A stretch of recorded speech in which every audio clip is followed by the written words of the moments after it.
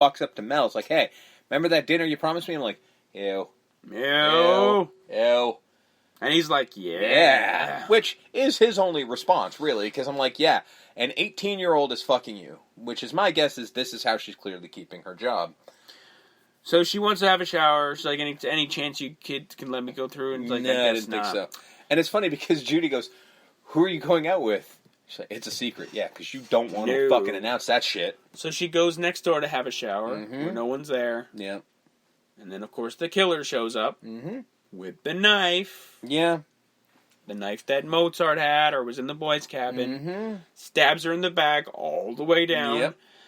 And then, for some reason, cleans the knife. But not well. Not well? Like, half cleans it in the water, and I guess is satisfied that only half the blood's gone, and then walks away. And then turns the water off? Yeah. Like, well, that's not how you clean things, but that's cool. Kids go camping. It's the kids that threw sand at Angela. Yeah. And Ricky, I think, is the... Eddie. Eddie's the counselor. The guy, and he's not happy. He's just like, fuck, these kids won't shut up. And they're doing the same thing that most kids do at camp. Yeah. They find that one male camp. It's like, can we just follow you around? You're like, you're my hero. Yeah, and because he's just like, well, I got to go do this. And like, can I come with you? Oh, fuck it. Fine. Are you my shadow? Yeah. Fine. And then he's like, come with me. It's a kid. I can't yell at a kid. Fine, let's go. Yeah. So he goes. So they go. Paul finally properly apologizes to Angela, and she's like, "That's okay, I guess." Like, well, I mean, she's building to where she goes with this. Can we start again? I guess she agrees. Yeah, she's like, "Yeah, sure." More kids in the wood stuff. Just like, I'm cold, and then they'll get in the sleeping bags. Yeah, warm up. Learn how to fucking sleep. Mel finds Meg and freaks the fuck out. He's like, "Oh my god, Meg! Oh god!" He asks everybody like, "Where the fuck is?" I think Judy's making out with some dude. He's clearly dressed for a date. Yeah. He's and dressed like, anyone seen Meg? He's dressed like everyone's fucking grandfather. Yeah. And he walks in and, like, Judy's making out with a dude. And then she fucking throws him under the bed. And she's just, like, pretending to read a magazine. He's like, oh, have you seen Meg? And she's like, yeah, she said I haven't seen her since after dinner. And Ricky, conveniently, hasn't been feeling well since dinner. So he's in his bed lying down, apparently. And then... he just goes, oh, okay, and then that's when he finds Meg, and then Ricky has come back and begs the counselor guy because the social's over. Begs the counselor guy like, I've been feeling like shit since dinner. Can I just get something to eat? And he's like, dinner was shitty. Go ahead.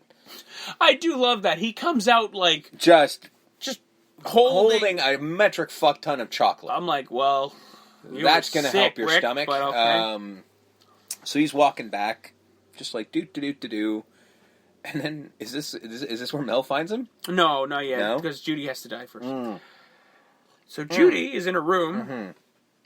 Yeah, because I guess she kicked the dude out. Yeah, we get another POV shot of her getting punched out, like just lights out, KO, Mike Tyson, boom. And as she's like trying to what the hell's going on? You only see because I guess the MPA. I don't like this.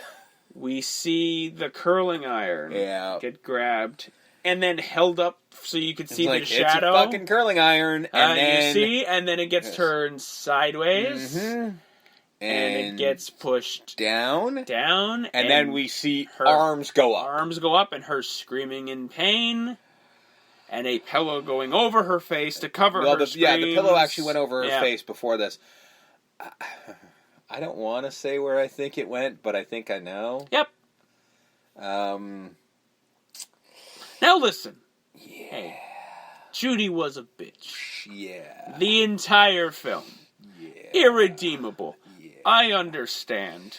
But does she deserve... But does any character... Like, you know maybe she was just curling the hair down there. You know what, Artie? He deserved what he got. Yes, absolutely. But...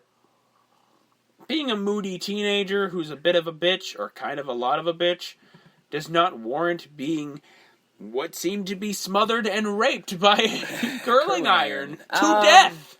I mean...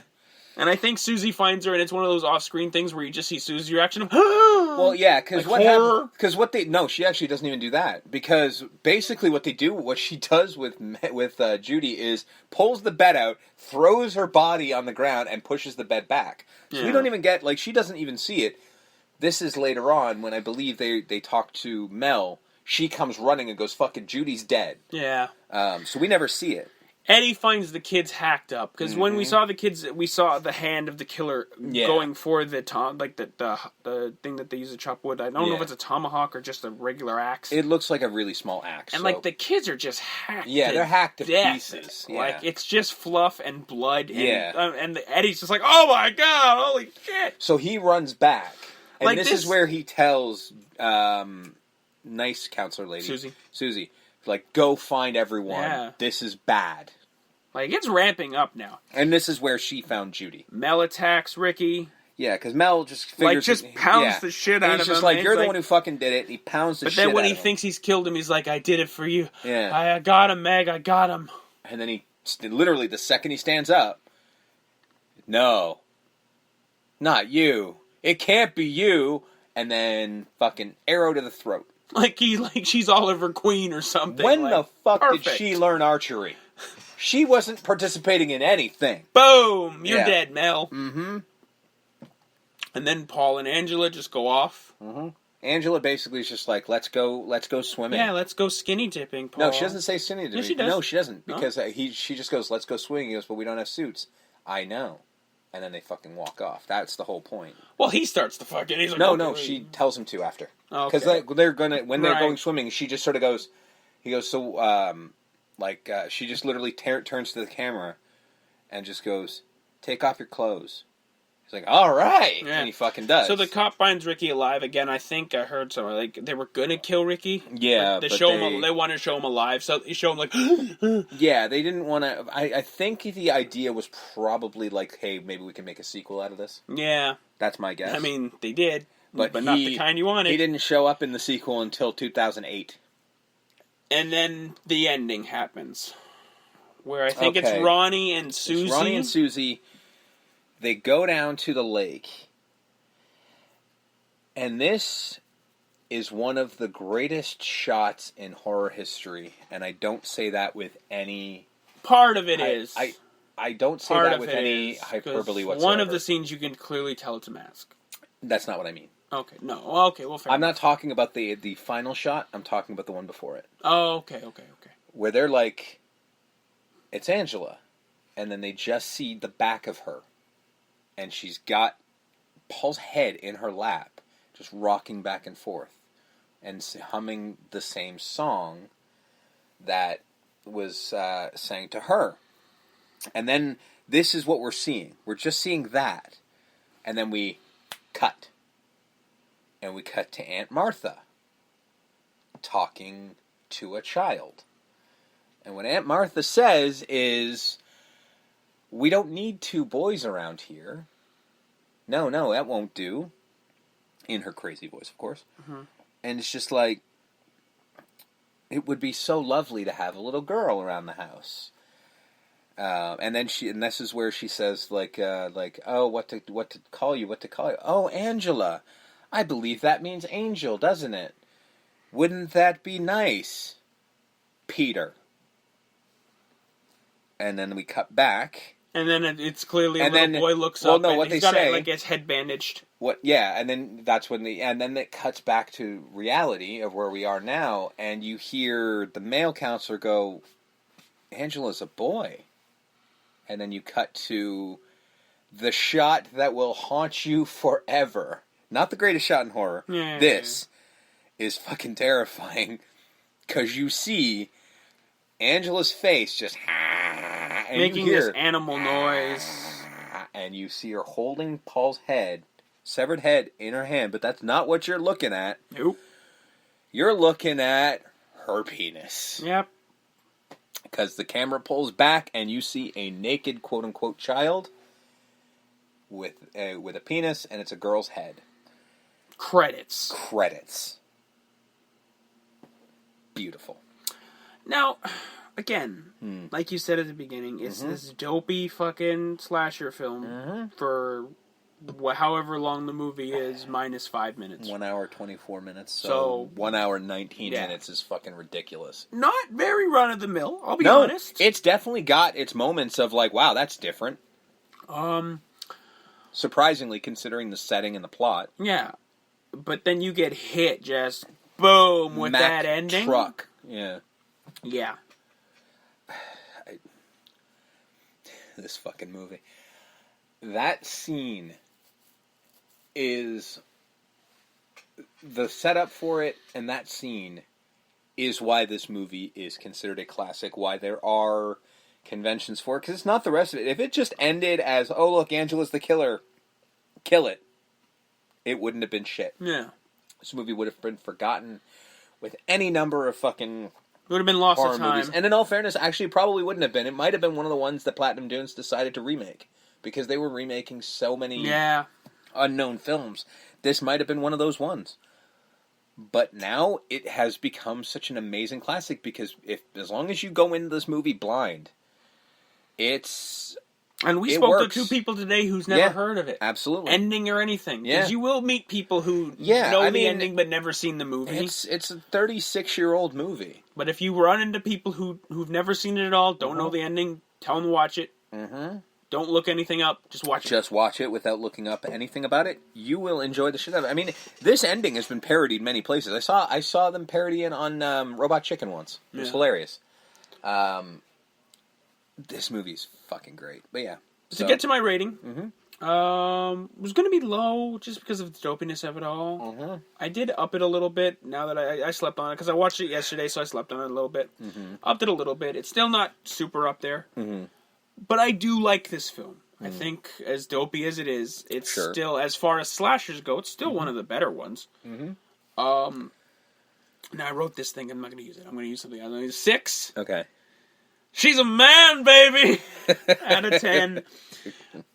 And I wanted to give it a little bit higher, but I didn't. Just because the dopiness of it all and just some of the overacting. It takes me out of it a little bit. Now I get it. It's an 80s slasher film. I'm not expecting Laurence Olivier here. I understand. But just some of the, Meg and Judy are unnecessarily fucking over the top sometimes. You're wrong. Because it might be that they're the killers. I get it. That is the point. I get it, but it's just... Dude, Scream did it too. You can't shit on this movie when Scream did the same thing. It's just that they're terrible actors. The only difference between this and Scream is Scream had real actors. Well, I can then reflect it on that. Well, you can. You can definitely shit on their acting, but you can't shit on them being unnecessarily angry or evil because Scream did it all the time. I don't know if it was established. Meg could have been, but not Judy, I don't think. Other way around. I would say Judy would have to be. Really? Judy would have to be the bitchy one, whereas Meg should have been another counselor who was like, stop being such a cunt. No, I mean just as they could be the killer. I don't think that's... No, Judy could have been, because she was unnecessarily evil. Meg seemed like the follower to Judy. I don't know. Either way, I'm 6 aside. It's still, I still do enjoy this movie. Mm-hmm. I do now want to find it on Blu-ray because I haven't seen this movie in forever. I can guarantee you, the video store you've been hitting up lately will definitely have it, or can get it pretty fucking easily. I'll have to get it because I went in there the other day and they have. That's why I said the sequels. They have the sequels. They just don't have this one. They really? Well, it's because people actually buy this one. Yeah. So. Okay, so before I give this my rating, I've got a bit of a story to tell, and it explains my rating. So there's a reason I'm telling this. So bear with me. It's a bit long. Okay, so when I was, I believe, 12 or 13, I used to watch on City TV at 1 a.m. They used to show the original 50s black and white Twilight Zone and then a monster movie, be it a Godzilla or Gamera or whatever. I love that. And I love those movies. That old stuff. I love when they did that because that was my favorite shit. Twilight Zone is still my favorite movie or TV show ever. So I loved that shit. However, when I was 13, they stopped. And I remember the very first night they stopped. Because what happened is, well, fuck. I can't watch this. And I looked it up, and apparently, they were starting, I think this is where they were starting Baby Blue movies. Yeah. Or continuing, or bringing it back or something. I don't know. Because I know Baby Blue movies been around since, the 70s. But I think they might have stopped for a period, started doing this, and then went back. So, because I couldn't watch it, I had to watch something.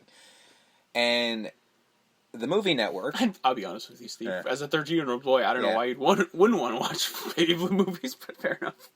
Because, I mean, if you want to get personal enough, I was probably already finished. Oh, fair enough. You know? So... Movie network. Why... Yeah, so the movie network happens. And the movie network had just started a subsidiary channel